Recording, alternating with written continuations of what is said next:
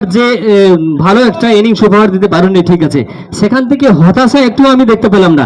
প্রথম থেকে একদম শান্তশিষ্ট, কুল এন্ড কাম, কিভাবে এই ধরনের একটা ইনিংস খেলা যায় এত একটা চাপের মধ্যে, একটা ক্রুশিয়াল ম্যাচ। প্রথম থেকে দেখছি অযথা শট একটাও খেলোনি, যা খেলেছো ম্যাপে একদম সমস্ত লুজ বলের জন্য ওয়েট করেছো, তারপর সঠিক সিদ্ধান্ত নিয়ে সঠিক জায়গায় বলকে প্রেরণ করেছো।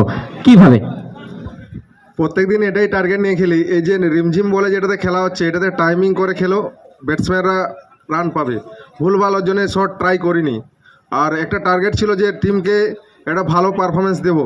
তো আজকে যাই হোক, সেমিফাইনাল ম্যাচে পারফরমেন্স দিয়ে টিমকে ফাইনালে তুললাম। এর থেকে আর নিজের গর্বের বিষয় আর কিছু নয়। আচ্ছা, 136 রান কি এটা লো স্কোর ছিল না একটা ভালো স্কোর ছিল?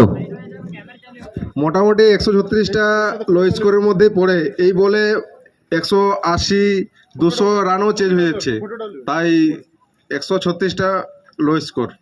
তার মানে প্রথম থেকে ফুল কনফিডেন্স ছিল যে এটা চেঞ্জ করে নেওয়া যাবে।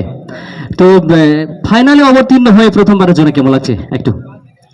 খুবই ভালো লাগছে। যাই হোক, যুবশক্তি টিমের ক্যাপ্টেন সোমনাথ রুইদাস আমার উপরে আশা রেখেছিল যে আজকে ফাইনাল ম্যাচে অলোক রাজ যে কি যেটা পারফরমেন্স দেখাতে হবে, তো এটাই দেখালাম। এর থেকে আর কিছু নেই। রাজকীয় performance, all the best and thank you for upcoming match, all the best once more time, Alok Rajgiri man of the